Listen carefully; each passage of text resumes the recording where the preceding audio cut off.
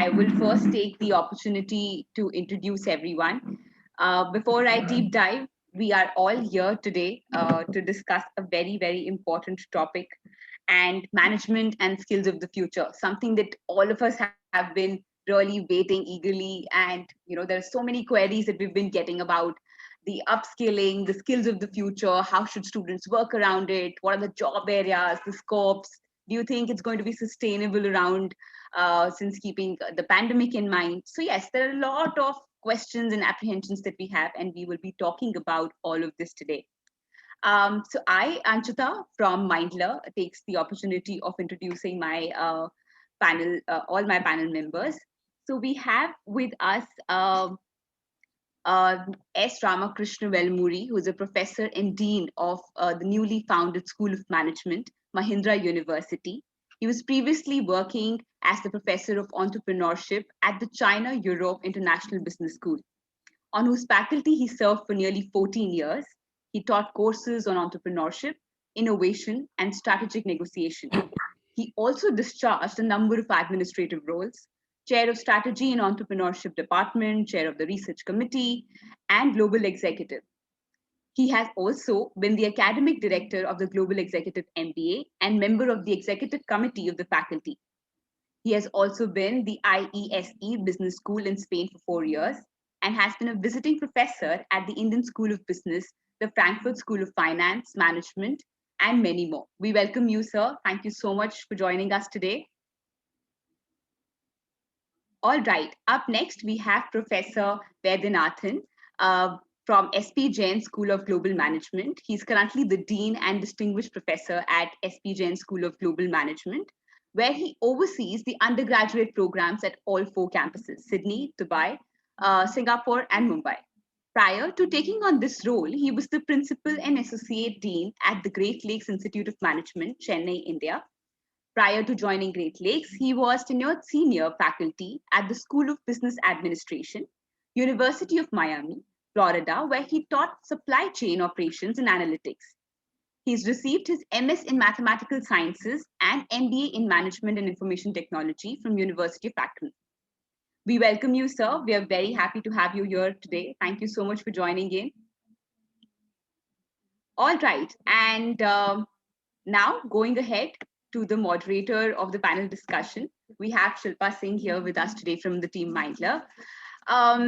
Well, you will see that whatever I will introduce to you about her. She's a coach with a flair for humor and storytelling. She is an instant hit amongst hundreds of students. She passionately delivers career workshops too. Packaging over 22 years of incredible work experience in career guidance, life coaching, HR management, and teacher training, she brings a holistic purview of the entire education and skill building spectrum, from schools to organization. Her youthful energy and bubbling enthusiasm is highly infectious and makes learning a fun endeavor. We welcome you. Thank you so much for joining in, and the podium is all yours. Thank you so much, Anchita. That introduction always puts like an intense quantum of pressure on me. So I feel I need to do my juggling and entertain everybody. But I'm glad the youthful got underlined since I look like I'm the oldest on the panel. But we'll go with that. Good evening to both my very esteemed panelists. You are highly accomplished people to be speaking to today, and I'm very excited to have this conversation. Management is one of those areas of study and work that is going to be around no matter what happens in the world, right? And we're going to need to be able to have management skills no matter what the base of our education is. Also, at some point of time, whether you are going to work for an organization, you're going to run your own business, you're going to be part of a startup, you're going to manage a team, the skills for management are going to be something that is going to be required no matter what line of work you choose. So you could be a graduate in music and you would still benefit from management skills because you could start a music school or become an entrepreneur and give music lessons. So it's really not at all connected to any one specific area that I only need to be in finance or I only need to be that. However, there is going to be, and I will of course be engaging with the panel on this, in my opinion as well, a really massive change that will need to take place in terms of the kind of skills we will need to build for management and as managers as we go forward. Now, that management skill can apply to your home, It can apply to your workplace. It can apply everywhere. But there's a certain set of skills that are required that are going to be very different from what it was earlier. We, for one, did not have as high a dependence on technology or even artificial intelligence in any other generation than we do now, or even going forward, which is going to be even more. Areas of work that were done manually, so to speak, or written down, have been automated, and we've kind of done that automatically and not even thought about it. Just think about how much more you use the calculator. It's a really, really simple analogy, but most of us on the mental math piece don't do that anymore. And I remember when I was in school, we weren't allowed to use a calculator. So yeah, but see, I would have flunked anyway because I still need a calculator no matter how simple anything is. My maths is rubbish. But even that minor change is something that has gone forward to become so much more. We do Excel, we put our formula in. We don't need to apply our mind to be able to do. I mean, you need to apply your mind to the sense of how to create that formula to get that information. So there has been a very subtle change in how our skills have changed. So I'd like to be able to put the first question that I think I want to be able to share. I have my thoughts and I will share those with you as well. And we can discuss. But what, in your opinion, and I'd like both of you to be able to share with me, would be, in your opinion, going forward, critical skills for management that people from any area who might want to either look at a bachelor's or even a master's level program in management, what should they be definitely starting to work towards or build towards, and what are future managers going to need? Would you be comfortable if we started with Professor Velamuri first? Sure, sure. Great, I'm happy thank to do you. that. First of all, I want to thank Anchita for a very kind introduction, and Shilpa, for very kindly agreeing to moderate this session.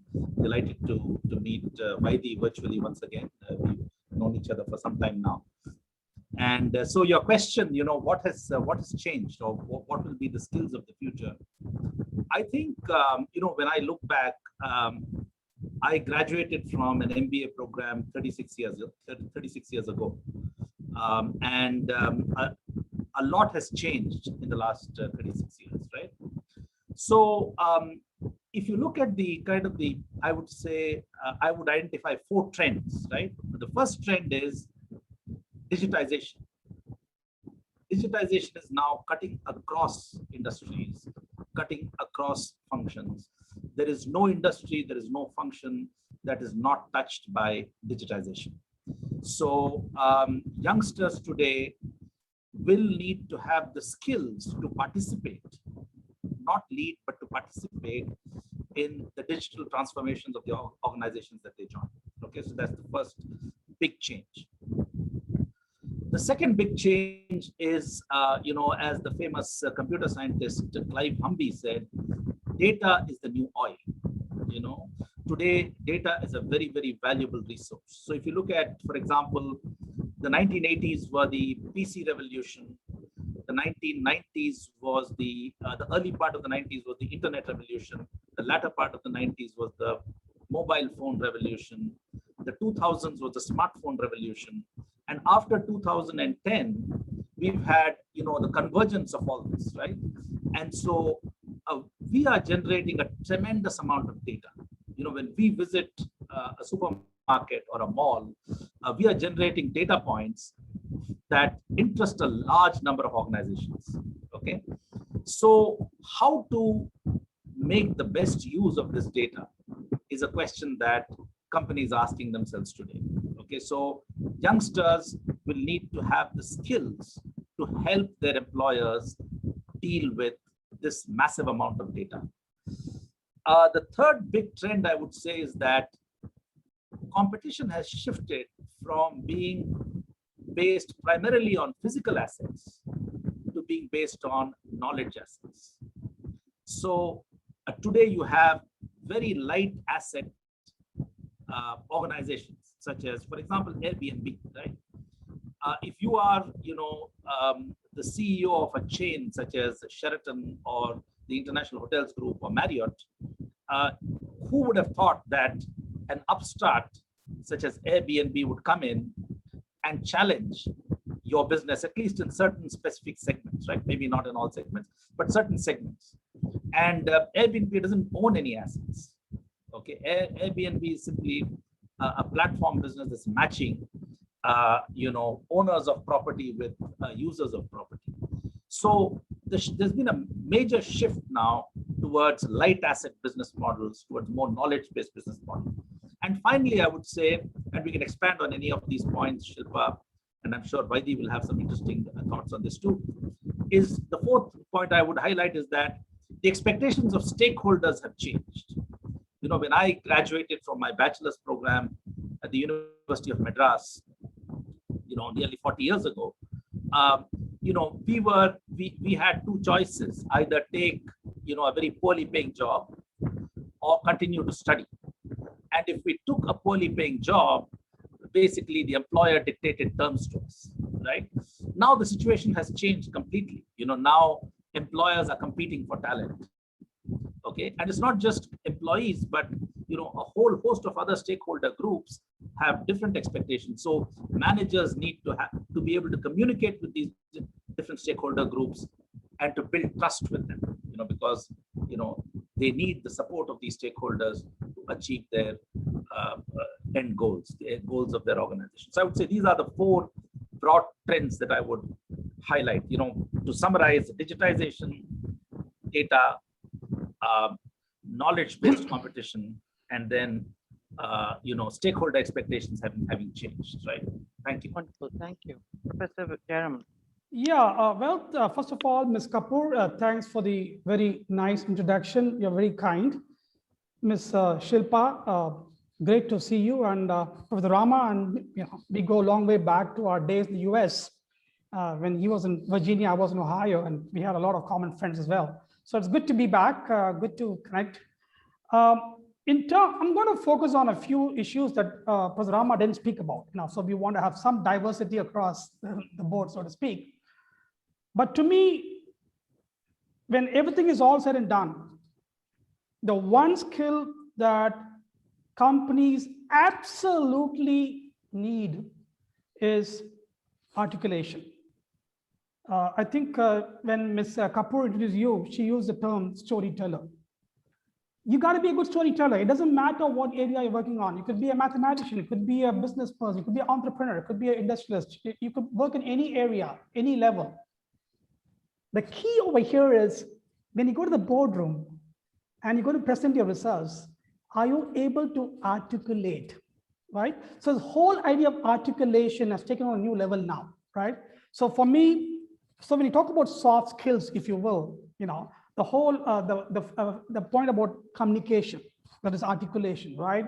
The whole idea of feedback, are you able to take good feedback? Are you a good listener, right? Time management. We are seeing, students these days are very different from what we were, 25 years ago. Mind you, and Shilpa, you and Rama can also appreciate this. Growing up in the US, we didn't even have a chance to look at a PC until possibly early 1990s. That was the time we went through. We talk about Walkmans, and you tell a kid now what they call a Walkman. What's a Walkman, right? So I think the whole idea of trying to accept feedback. Time management, ma'am. I cannot stress enough about time management.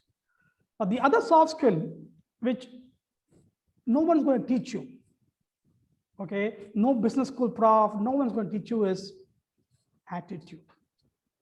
At the end of the day, it all has to come deep down. You need to have that attitude. I tell people, if your ego is bigger than your logo, you go. Okay, you need to have a very positive attitude in pretty much everything that you want to do in life. Even if it's a big challenge, take a positive attitude. I can give you examples of people out there, whether it's in media, whether it's in the movie industry or whatnot.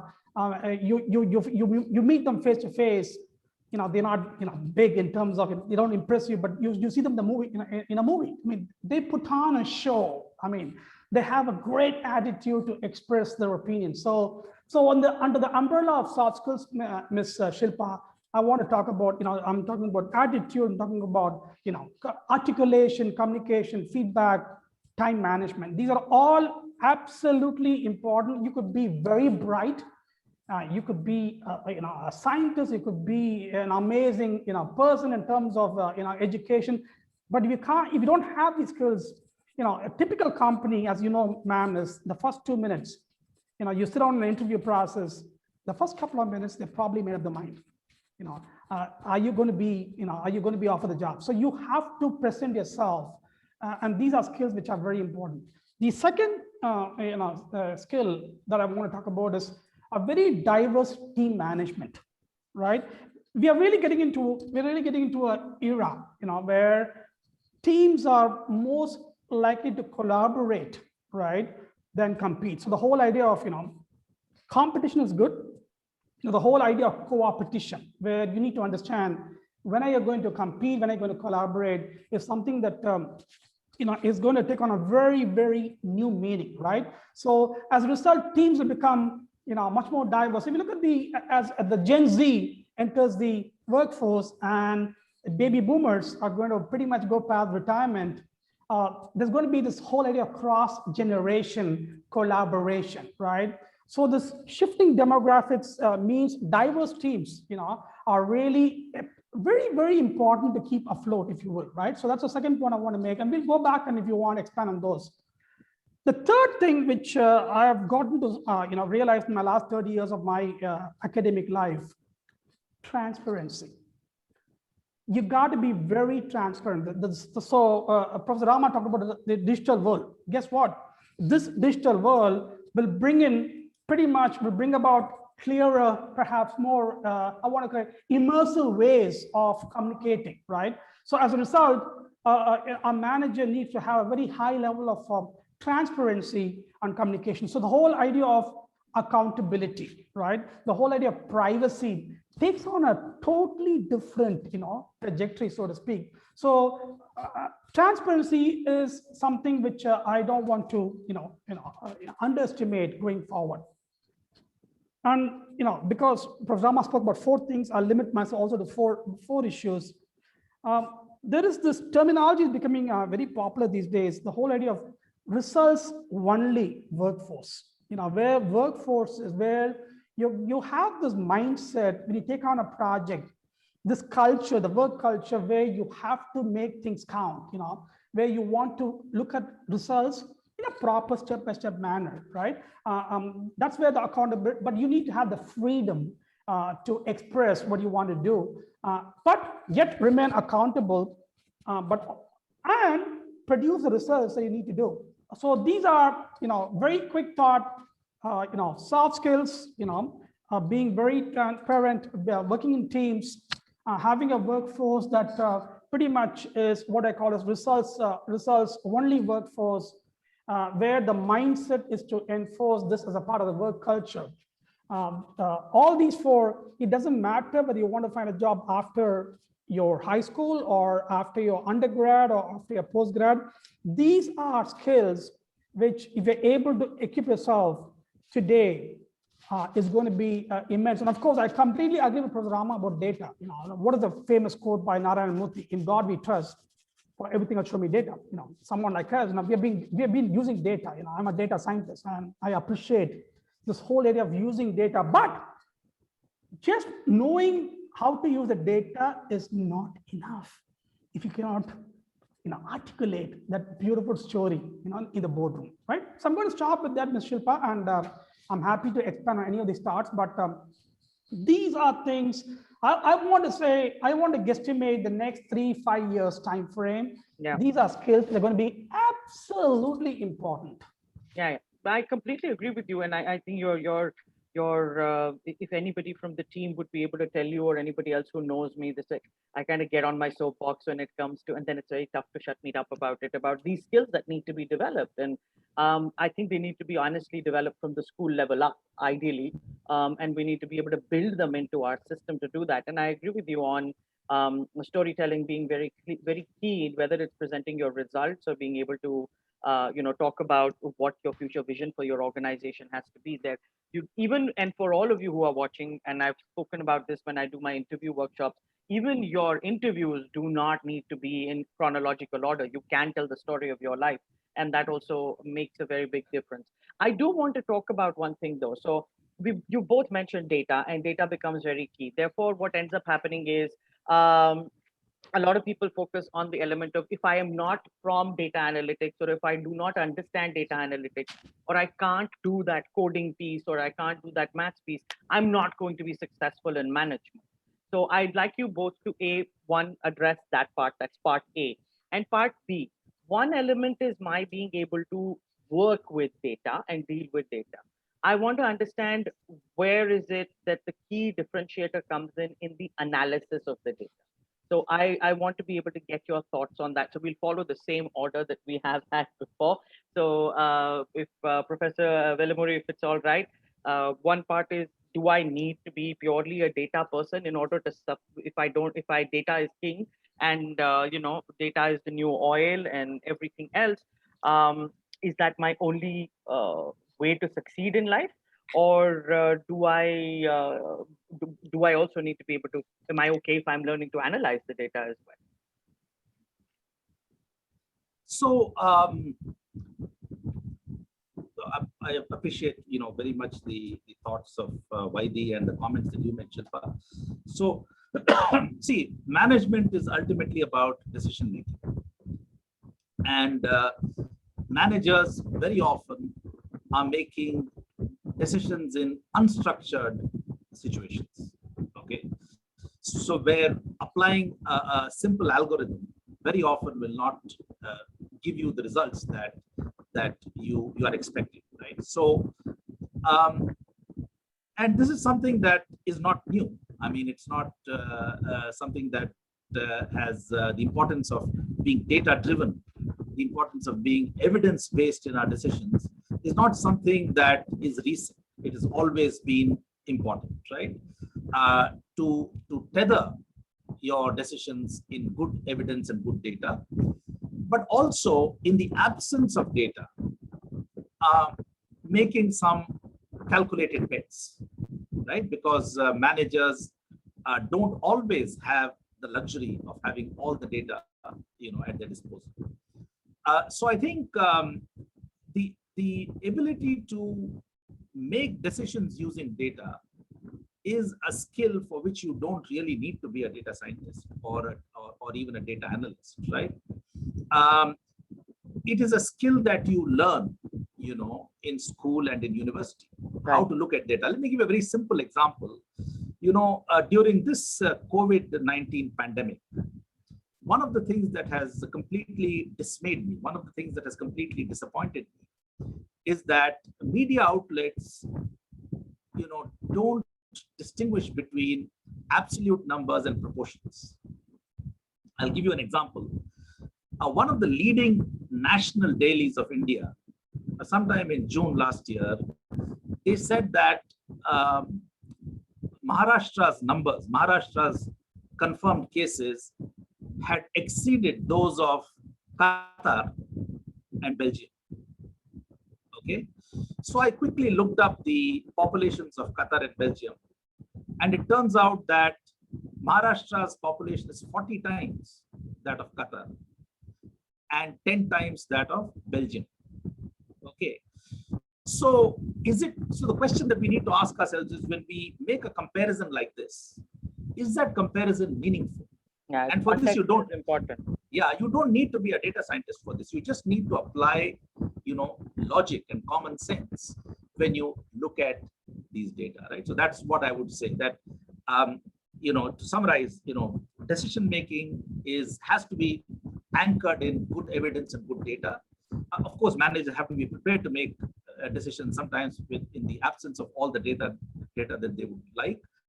And good decision making does not mean that you have to be a data analyst or a data scientist. Thank you. Professor Jerome. Yeah, so go back to your question. You don't have to be a computer scientist.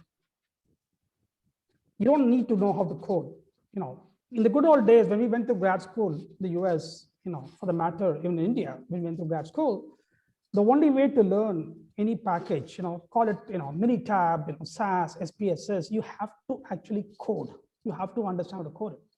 These days, with the software, the level of, the skills you require it's all pull down menu. The same software, whether it's SAS, SPSS, Minitab, where we had to actually write the codes. Here it's all pulled down, right? So all I'm asking people is, please appreciate data. Okay, if quant is not your cup of tea, then yes, data scientist is not going to be your profession. But you don't have to be a computer scientist. You don't have to learn how to code, as long as you have the passion to understand how to take data that is either structured, unstructured, whatever be it, but run it through some software that you can very easily learn. But again, it goes back to how do you articulate those results, right? That's what is more important. So the quick response to your question, ma'am, is no, you don't have to be a computer scientist. If you look at, the whole idea of analytics, business analytics, there are three major requirements, okay? One is obviously computer science is one area. Another one is mathematics, but the third one, which is very ancient, is statistics. We've been learning statistics from day one. So in that sense, as long as someone has a passion to deal with data, you don't have to know how to code, because everything's put on. And mind you, when I talk about collaboration, I use the word collaboration, teamwork. You might have a data scientist who's an ace programmer. Let that person do all the coding, but you understand those insights and you're able to articulate the insights to your boss or in the boardroom, so to speak. Right. So absolutely, but remember, I use the word transparent, accountability, all those, but everything matters as long as you have data. Without data, there is all fake news, if you will, right? So yeah. That point. All right, great. So we've talked about competitive world environment. We've talked about an environment that's going to be hinged on a digitized element where knowledge is going to be like data. Knowledge assets are going to be king. We are going to look at far more, if knowledge management industry growing a lot more. It's grown anyway over the last 20 years, so much more. Manufacturing segments will, of course, continue to be there since we can't survive without them. But I think we are looking at more of a shift towards knowledge management. Even when we look at trends in different segments in India as well, we're looking at segments where such as like clinical research outsourcing growing as much in India as it is now. With the fact is our Indian scientists are in demand globally. So it is important to be able to keep that element. So it's not, there's no one industry that's been, not touched by it. So I would like to be able to have you both weigh in on how your institutes are helping students get ready for this very competitive environment. So, if you could tell me, Professor Vellamuri, how is Mahindra University preparing students to what are the kind of ways that Mahindra University is preparing students to get ready for this competitive environment? And then, Professor Jeraman, I would of course like you to be able to answer that for me as well. So, yeah.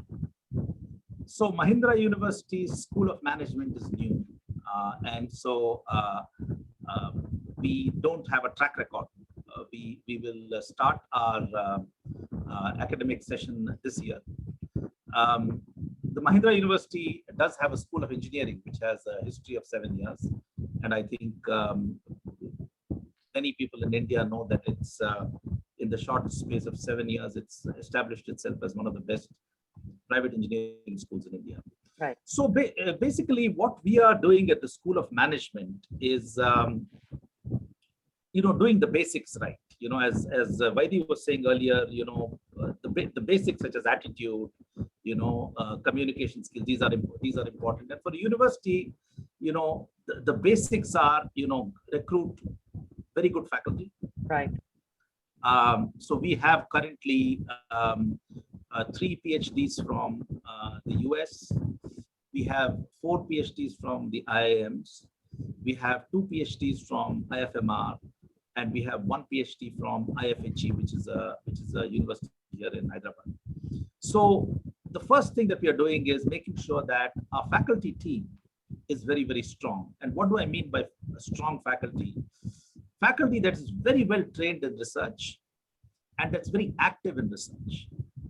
And this is important because the knowledge is advancing so fast that only professors today who are active in research are able to keep themselves updated with the latest developments in their fields, right? Especially in areas such as artificial intelligence or machine learning or MIS or data analytics and so on, right?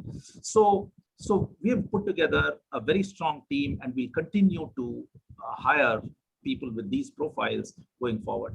And we are following the same example that our engineering school has set, which is, they have PhDs from Harvard, Washington State, Iowa, the best écoles in France, and the best IITs in India. So we're just following that same, if you will, the same path that the School of Engineering has taken. The second thing we are doing is, you may know that we have partnered with the Cornell University's S.C. Johnson School of Business. Right. Cornell University, as you know, is an Ivy League university. And we are making sure that our curriculum is very, very robust. Okay, so we are offering 3 programs this year. One is a bachelor's in economics and finance, which is quite unique in India. Actually, to our knowledge, there are only 2 other private universities that are offering this combination of economics and finance. Outside India, of course, there are many schools that are universities that are offering it. Second, we are offering a BBA, but with a very strong focus on digital technologies. And the third program that we're offering is a BBA with a specialization in computational data analytics, computational business analytics. Okay, so the faculty is one part.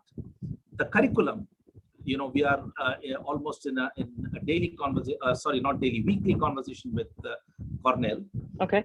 To refine the curriculum, and once the curriculum is refined, we'll be looking, at developing individual course outlines. So that's the second thing. Wonderful.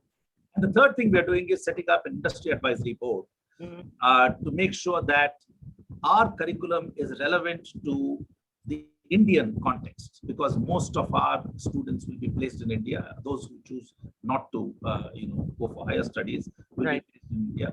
And so we want to make sure that it's relevant to the Indian context. So these are, I would say, broadly three steps that we are taking. Of course, we have on our board senior people from Tech Mahindra, one of the leading technology companies in India. Mr. C.P. Gurnani, who's the CEO of Tech Mahindra, is on our board. So that's one additional kind of organic input that we are receiving from industry.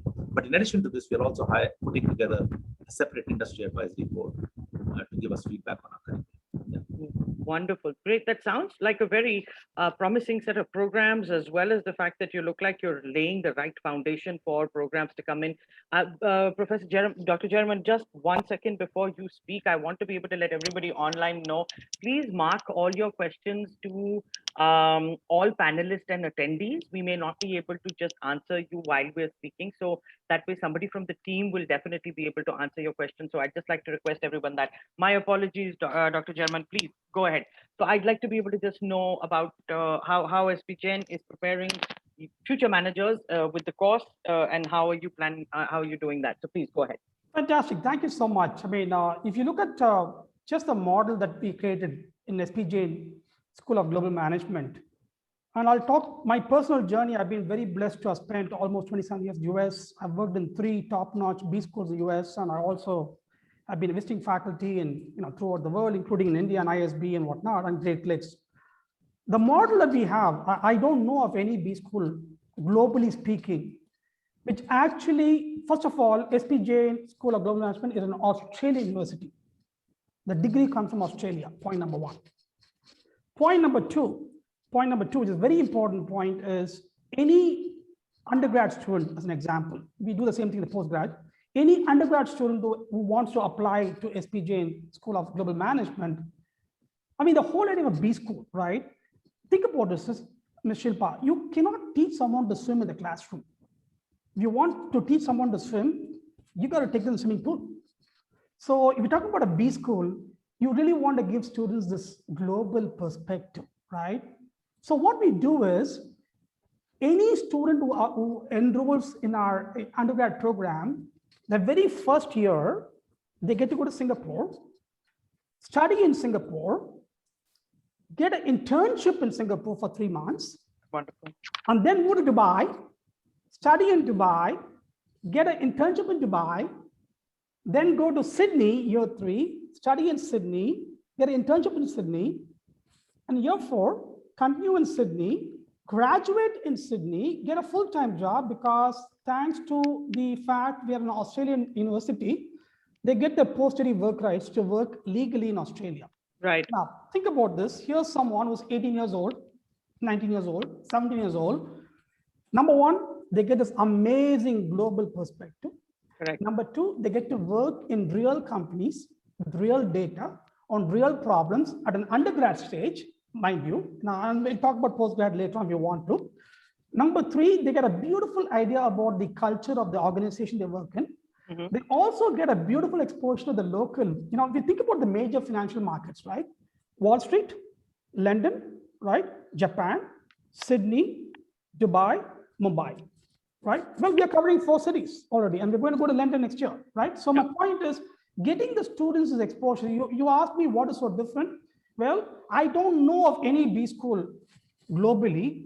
There are B school which send students on a semester abroad program or a immersion program, but to have these kids, pardon my language, have these people actually get this amazing perspective, working in real companies, and then getting a job in Australia is something which is remarkable, number one. Point number 2, in all our 4 locations, the whole idea of we being student-centric means what? We put students right there in the center and front. What does it mean? That means that in every location, we have a manager whose title is Student Life Experience. What does it mean? That means that from the first day they come to campus, whether they go to Singapore or they move to Dubai, whether they're going to be in Sydney, from the very first day they set their foot on campus, we take care of not just, see, the inside the classroom experience is remarkable. All top B schools have top faculty, amazing PhDs, blah, blah, blah. But we're talking about outside the classroom perspective, the whole idea of taking them on industry visits, the guest lectures, right? Giving the students this amazing first-hand exposure to the local market condition, right? So we have managers whose job 24/7, 365 days in a year is to take care of the student experience, okay, while they're on campus. And then a seamless transition to, to go from city A to city B, right? Again, student-centric means that as well, right? And most important, people talk about IQ. People now talk about EQ. Right. Well, guess what? There's another part which I also want to emphasize, SQ, the spiritual quotient, right? It's very, very important, right? So we take a lot of steps to make sure when these students graduate from SPJ School of Global Management, it's not a piece of paper they have, right? Right. That degree matters, okay? And for me, more than the degree, the greatest joy, ma'am, I get is when I get to meet parents or students in an airport or get an email from the parent who says, you know what, geez, or the Jaraman, I don't know what you've done to my son or daughter. When they come back for a break, when they come home, they actually want to spend time with us. They want to go out for dinner with us.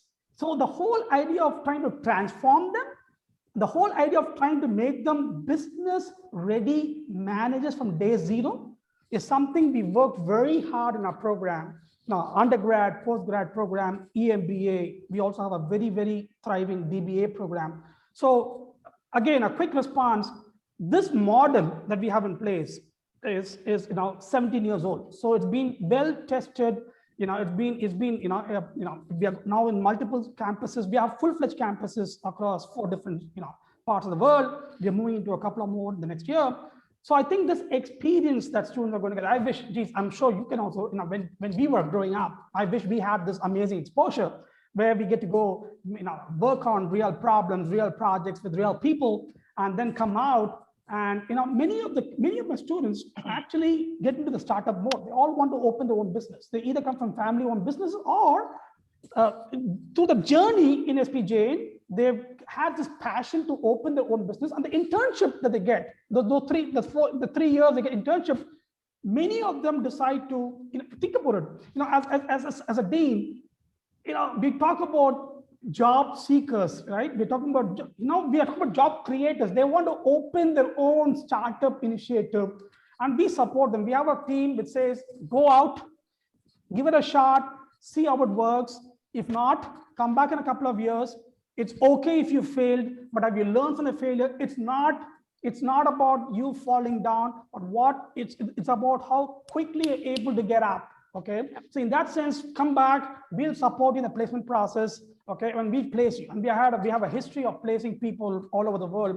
Again, yeah, the proof of the pudding is, in terms of the placement process, and we've been doing a pretty good job. So quick response, or not so quick response to you is, this model is very difficult to replicate, okay, difficult to imitate, because it didn't happen overnight. It's something that's been put into place for the last many years.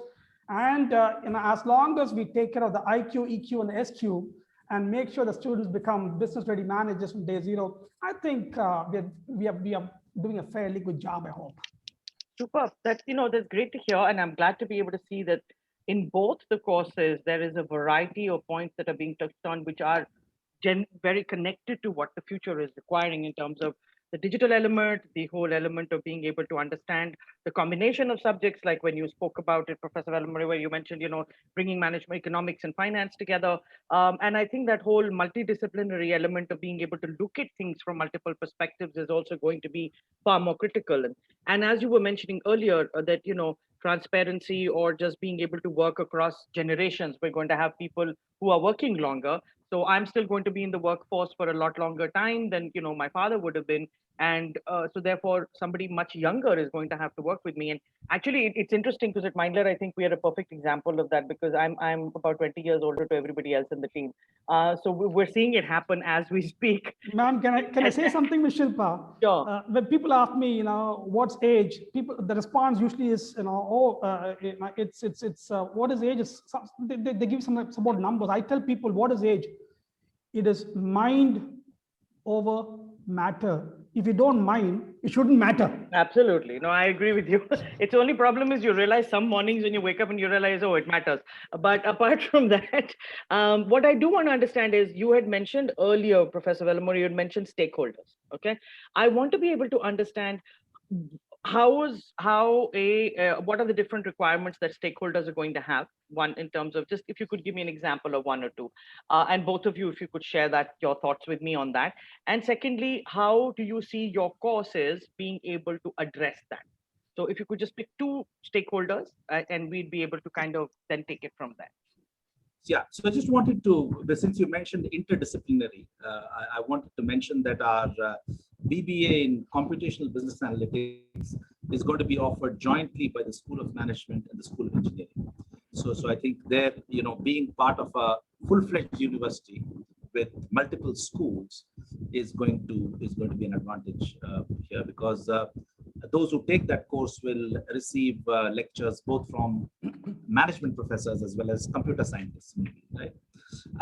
Stakeholders, yeah. So actually, the father of stakeholder theory, Ed Freeman, was on my committee, and I have actually co-authored articles with him. So let me give you a very simple example.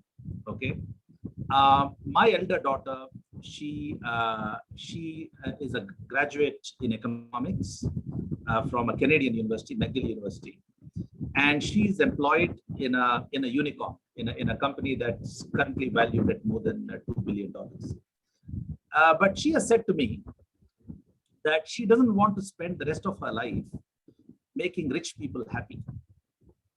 Okay, so one of the things that we see in the present generation of youngsters with respect to, when we were their age, is that there is a tremendous amount of idealism in these youngsters, so they don't just want to work for a company that is focused on making money, right? They want to do something meaningful with their lives. And I think that's a beautiful change that we have observed, right, over the years. And I think we need, as institutions and organizations that employ, these graduates, we need to pay attention to that. For example, one of the most important things that HR people talk about is engagement, right? Employee engagement. And one of my students actually has started an HR analytics company that helps organizations track, the engagement of their employees. So that's one example of how expectations have changed. I would say the second stakeholder that we need to keep in mind is the community in general. You know, Vaidi spoke about Infosys earlier. I'm also a great admirer of Narayan Murthy, right?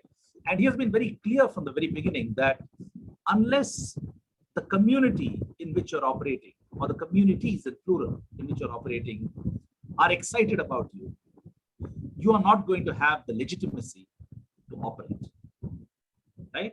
So things like, for example, sustainability is now a very, very important consideration for the community in general, but also for employees.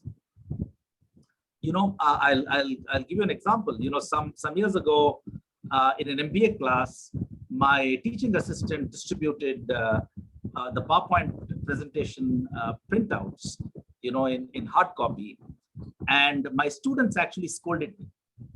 They said, "Professor, this is not good. You know, we have to be more environmentally friendly."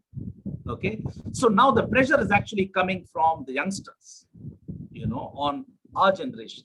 So, you know, I could tell you many different ways in which investors are now more focused on organizations that are not purely, you know, focused on making profit, but there's this whole field called impact investment, right? So these are areas that are socially responsible investment. So stakeholder expectations have changed. We need to be able to communicate with stakeholders. We need to understand, you know, their needs. We need to be not defensive about engaging with them, because in understanding their needs, we will find a number of innovations. Many innovations will be born, you know, when we are able to engage meaningfully with stakeholders and find solutions to problems that they perceive that we may not have perceived earlier. Great, Dr. Jayaraman. Professor Vellamuri, there's a question for you in the chat. So if you could just have a look at it, and I'll just wait for Dr. Jayaraman's answer, and then perhaps you can take up that question. Yes. Absolutely. So one of the things I spoke to you about the internship, right? I mean, if you think about this experience they get in these multiple cities, it's working with the local companies, right? They're trying to apply what we teach in the classroom, you know. Right. And mind you, I think one of the chat, you know, I think someone said, well, you know, do these profs have industry experience? Absolutely. All of us, you know, have enough years, you know, working on consulting engagements. So the phrase about trying to walk the walk, talk the talk is very important, because we don't take any, you know, when you go to the classroom, we don't take any textbooks. You know, I'm a big believer. If you cannot give any power to a point, don't use PowerPoint. Right. So in terms of this stakeholders, one stakeholder obviously is the local company. Whether these guys, whether students work in Singapore or work in Dubai or work in Sydney, they actually are contributing to the, you know, to the organization. Number one. Number two, community. I'm going to pick up from Rama's point. Community engagements. Everywhere we go. I'll give you an example. Last week, so we're going through this Eid, you know, festival in Dubai. So the last 4 days we've been closed, shut down. It's a national holiday over here. Yeah. But that didn't stop my kids. I'm talking about at least 25 of them who got together and pretty much were able to put together, you know, food packages, okay, and decide to go distribute to almost 200 families, you know, in the local community. That engagement, right? The whole idea of, you know, call it whatever you want, CSR, whatever it is. But the point is, these students now, we are also trying to equip them the spiritual quotient I was talking about, where you want to be part of the community, you want to contribute, you know, your time, your energy, your passion, if you will. To us, that is absolutely important. All of this is what I call as the outside the classroom experience.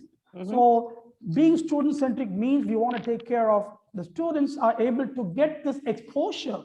So by the time they graduate, they're completely transformed now. I mean, there's no doubt about it, right? They're completely transformed to the point where many of them, like I said, take up jobs. You know, meaning they create jobs. They start, you know, opening up their own businesses because they realize they want to be the boss, so to speak. And yes, they can make mistakes, but you learn from the mistakes. So I think we can see this gradual shift. So look at the placement data. I can see a huge shift in a way we were, let's say, 10 years ago, the way we are, let's say, over the last 2 years. More and more students now are giving up their placement, because even though they have the post-study work rights, but they're happy to take a plunge into a startup world.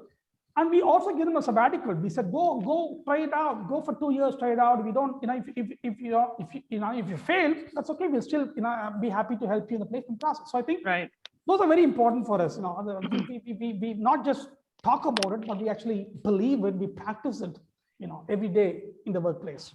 That's wonderful. Great. Professor Velumuri, were you able to see your question that was asked? Yeah. Yes. So let me read out the question so that everybody knows what the question is. The question is, what manager or education institution did you see having a positive impact during this crisis? How and in what way? Okay.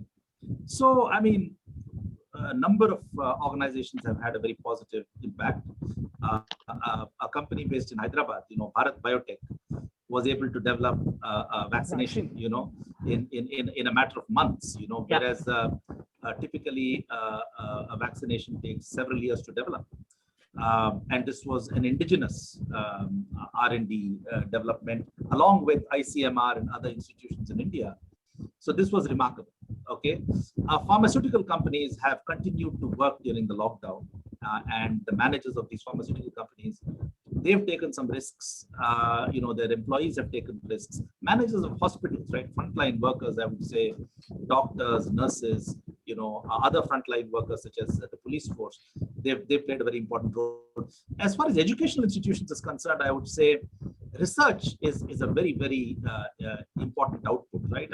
We can see maybe more than 100,000 research articles have been published on COVID, on the COVID virus, and the impact of different kinds of medications on the virus, right? How effective they are. There've been randomized controlled trials, and these there are preprints have come on online, in record time. So at IIT Kanpur, I was reading this morning that the government has approved a new oxygen concentrator that was developed at IIT Kanpur. So I actually am very, very enthused. And every organization has also tried to look after its employees, right? For many, many months, they, even though the productivity was badly hit, not because of any fault of the employees, but because of the lockdown, they continued to pay full salaries. They did not downsize the workforce unless they had no choice but to do so. So I think the behavior of organizations, the behavior of leaders in this crisis has also been remarkable. Wonderful, thank you. Now I want to be able to bring us down to a question that I think would be very pertinent to the students who are on. There are students on varying stages there that are there. I'm sorry, did I interrupt something you were going to say?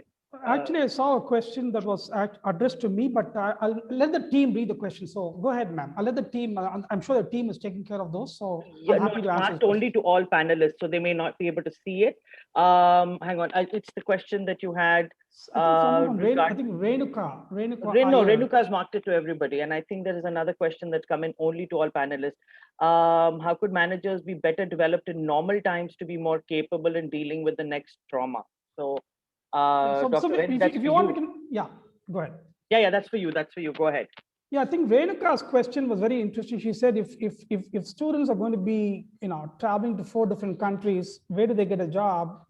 And it goes back to the very first point I made, Ms. Iyer, because SP Jain School of Global Management is an Australian university. The degree is from Australia, so you get, the fact you're going to spend 2 years in Australia is enough for you to get the post-study work rights to work in Australia. So you get to work in Australia legally speaking because it's an Australian degree. Yeah. Great.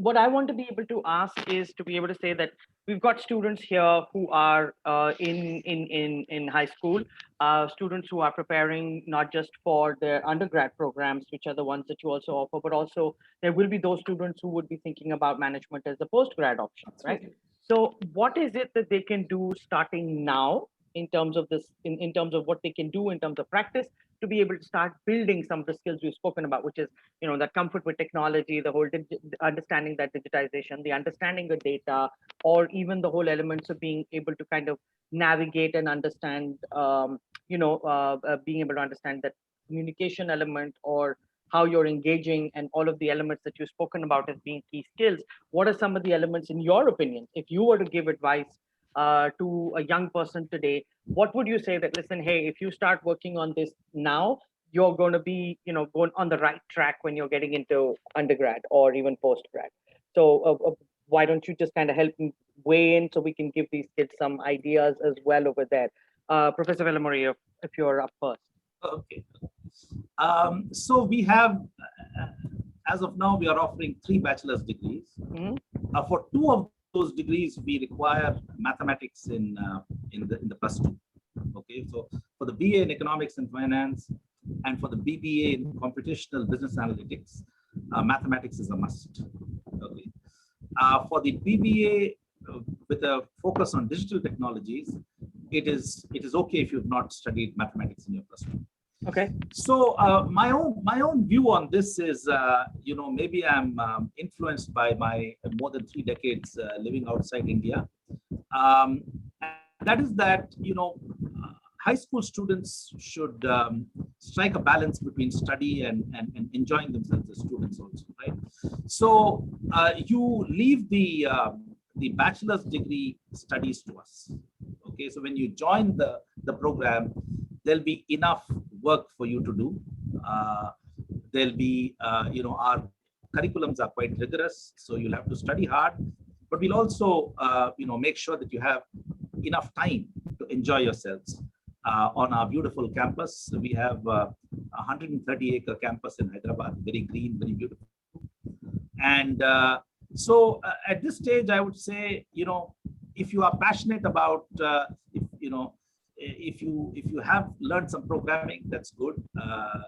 But I would not worry too much about any additional study now, because one of the things that I'm very concerned about is the impact this COVID has had on school-going students, right? And it has had a huge impact. I know this because my wife is a school teacher, high school teacher, and it's been very, very difficult on students. So I don't want you to, put more pressure on yourselves than there is already on you. As we know, high school exams have been postponed in India, and there is a lot of uncertainty over when they are going to be held. So just focus on your school studies, and if you honor us with your application and we admit you to Mahindra University, we'll take good care of you. Wonderful. Any co-curricular, extracurricular activities you think that would help? Yeah. I would say, it's very important for youngsters to be well-rounded individuals, right? So I think Professor Jayaraman has spoken about communication skills are important, good social skills, right? The ability to get along with other people. He mentioned team skills. So all these are very, very important, right? So to try to become a well-rounded individual, it's good if you have diverse interests. As I think there's an old saying in English that all work and no play makes Jack a dull boy, right? Or Jill. Jack or Jill, yeah. So politically I think, correct. yeah. So I think, try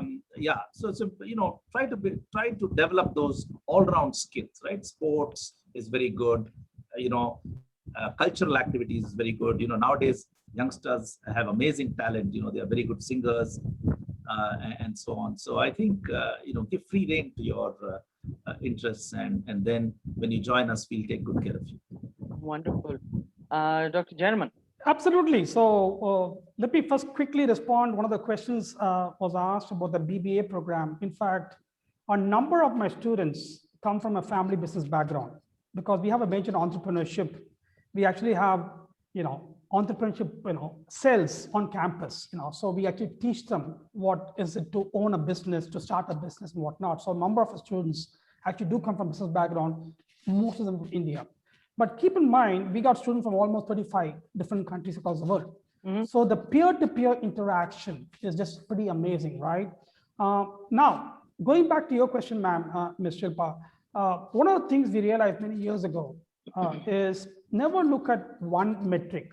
Example, one of the articles I wrote recently was, the whole idea of the exam, CBSE exam getting postponed, is going to affect your intake? And my response was, well, it's going to cause some ripple effect, surely, across the board. But number one, given that our admissions process, our admissions are for September, our intake, we have a new batch coming to campus in September. So we have plenty of time to make it. Number two, most important point, I never look at just the +2 marks. Okay, I'm looking at the holistic, package, if you will, 10th standard, 12th standard, how we perform in entrance exams, how we perform the interview process. Okay, extracurricular activities. We have many kids from India, from Korea, from Vietnam, from Mauritius, from Central Asia, who are excellent in sports. They play district, under 19, they play at state level. So we do offer scholarships. Because, so my point is, my admissions team doesn't look at a single metric. They're looking at a lot of different, data points, if you will. Right. Of course, the fact we won't have the +2 results in hand is not a big issue because we have everything ready, and we do not admission subject to them, getting a certain, percentage in the +2 exams. So in the quick response to your question, ma'am, is we look at the entire package for the student, and we admit them based on the entire package. And if they're excelled in other, extracurricular activities, we have, especially the PG level.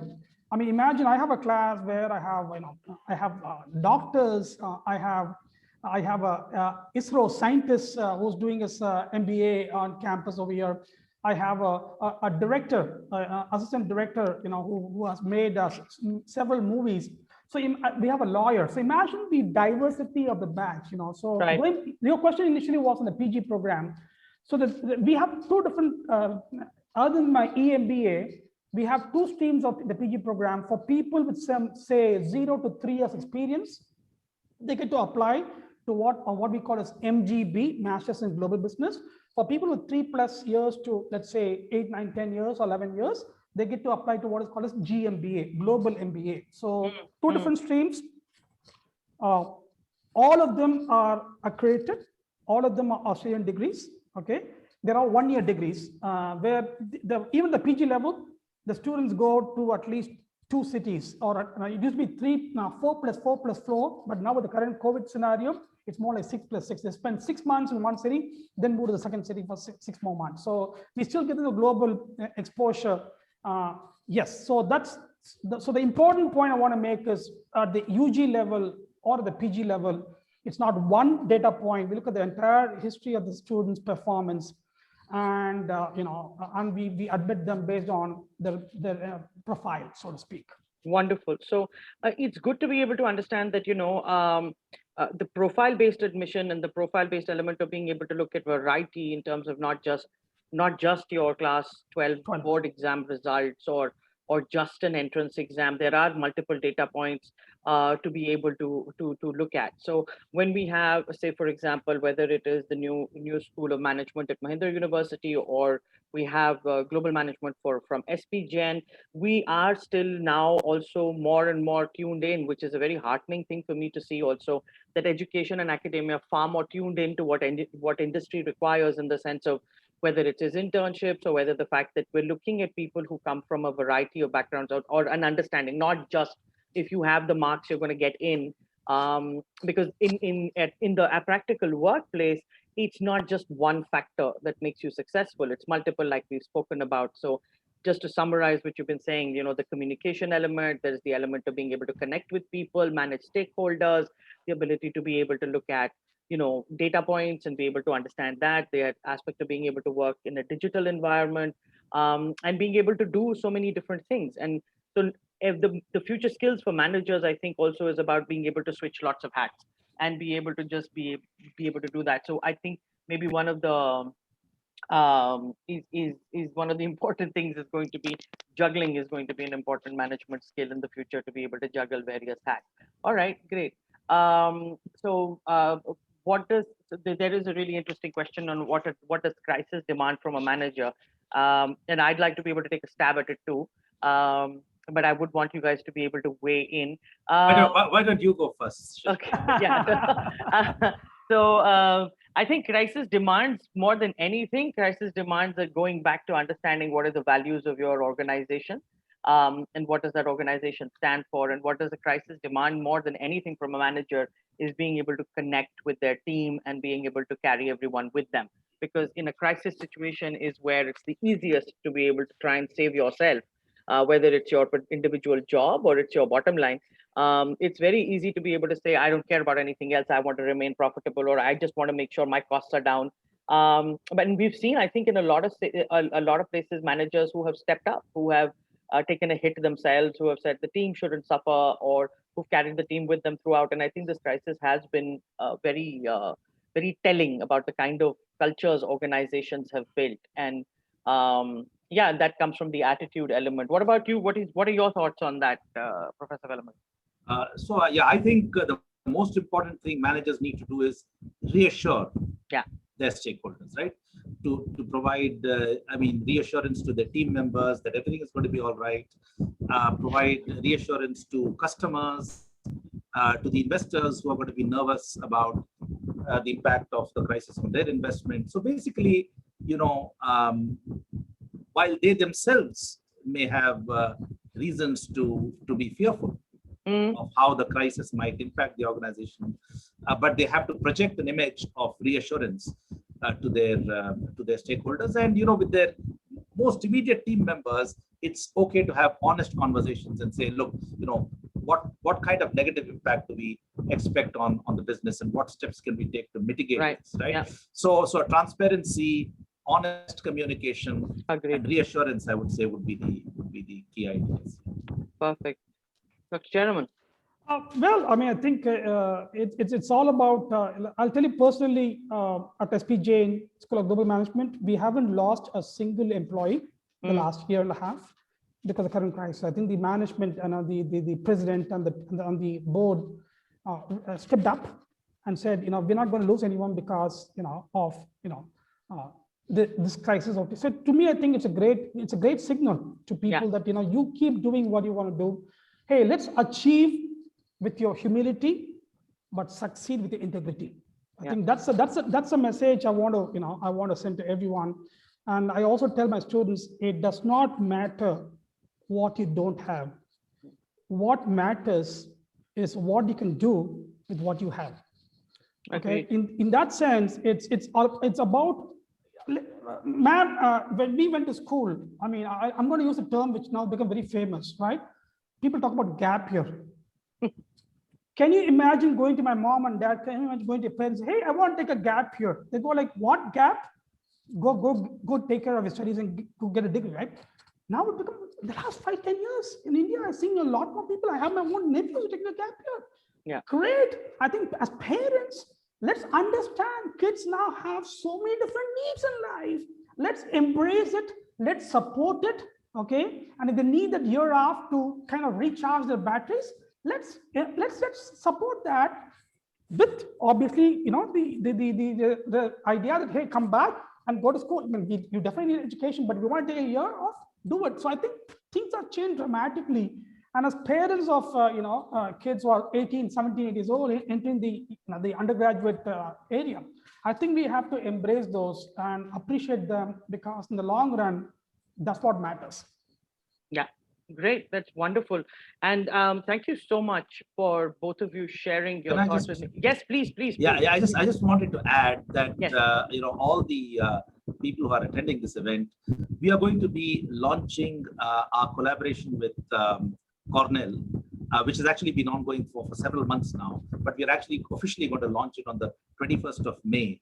Wonderful. So please, please be on the lookout for information from our site. It's a very deep collaboration between Cornell University and Mindler University.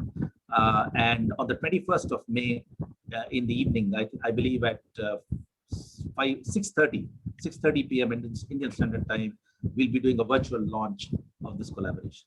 That's wonderful to know, and I'm sure that it's a great It's a great idea. It's great that students have another really wonderful option and an opportunity to be able to explore the combination of programs that you're offering and being able to look at that. That's wonderful.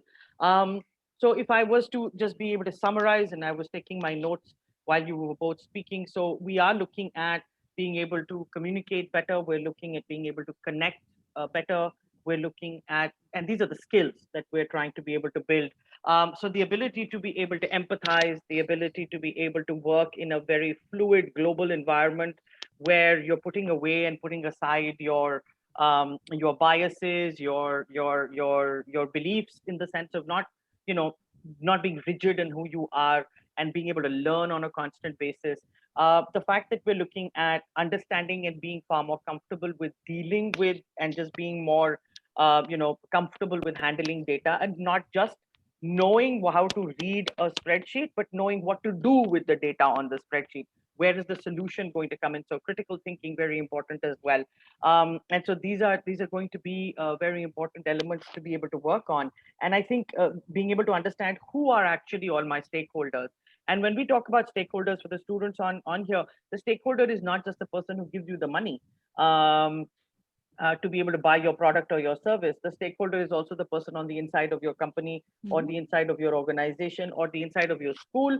That is also a key stakeholder person for you. So for students who are here in school, your stakeholders are your teachers, your principal, your classmates, as well as your parents. So you already have internal, external stakeholders. We're all getting the practice we need. So I think it's very important for us to be able to understand how to manage. But I agree completely. These are critical skills. And co-curricular, extracurricular, and overall profile development is going to be very important for both undergrad as well as postgrad programs and internships. Yes, they do help. Somebody had asked that. Absolutely, they help because they give you hands-on experience. Yes, Dr. Jarman. Last point I want to make, it's important that you're passionate, but also be compassionate. In this current crisis, you have to be passionate about anything you do in life, but also show some compassion. Now, there are people who need you, and we have seen so many examples. So step up, the world is run by those who show up, right? In that sense, I think we want to get that message across to all these amazing people who signed up today is be passionate, but also show some compassion. Yeah, that's a great point. Thank you. Thank you very much. I think the students, there are people who are very keen on being able to know about the launch, Professor Velamuri. So I will urge them to be able to find you on LinkedIn, if that's all right. Yes. To be able to reach out. Great. And our admissions team is also going to be open to organizing, small groups of parents, having conversations with me and my faculty colleagues. So we can be a very, 4 to 5 parents with us, each session. And, wonderful. Wonderful. I look forward to being able to also check that out. All the very best for that. And I wish you all the best. Yes, sir. Ma'am, let me also put my plug in. I think we have a wonderful team in Mumbai. SPGN School of Global Management have a great team in Mumbai. And so it's not just we're only in Dubai, Singapore, or Sydney. We have a great team in Mumbai. SPGN has been a name to reckon with forever. So in that sense, anyone is, can just reach out to my amazing team that's led by Mr. Randeep Singh. That your team knows him as well. So he's happy to answer any queries that you might have going forward. That's wonderful. Great. Mr. Singh, if you could kindly put your email ID in for and mark it all panelists and attendees, they would be able to then reach out to you as well. Professor Velamuri, is there an email ID you have that anyone can reach out to as well, in terms of if you could put that on there? And if anybody misses the email IDs, feel free to reach out to us at hello@mindler.com, and we'll be happy to provide the email IDs to you in case you miss them. Great, you've got Mr. Singh's email ID. You've also got Professor Velamuri's email ID. In case anybody misses these, please feel free to reach out to us at hello@mindler. We'll pass both these on to you in case you miss them in the scrolling up on the chat. Thank you so much, both of you, for taking your time and for speaking to us, and different time zones and everything for one of you. But yet you have done this. So thanks so much for doing that. I appreciate your time. No, thanks you very much. Hats off to both you and Ms. Kapoor. I think you guys have done a fantastic job. I think there's a very lively I can't believe we've already gone through almost 80 minutes of session over here. And no, that is Ms. Shilpa's magic, right, Ms. Kapoor? There we go. Absolutely. There we go. There we go. I've lived up to my introduction then. All right, superb. Thank you, Thank you, everyone, everyone. for logging in and listening Thank to you. us. Thank you so much, both of you, for your time. Please, Thank you. everybody who is logged in, stay safe, take care of yourselves, and we will see you on the other side of this crisis. Yeah, yeah. And right, Please mask up. please mask up, and Please, hopefully, please. inshallah, we all meet in person soon. Right? Thank you very much, everybody. Thanks, Thank you. Sanchita. Thank you, Vaidi. Both of Thank you. you. Bless Thank you. you. God bless you Bye-bye. guys. Soon.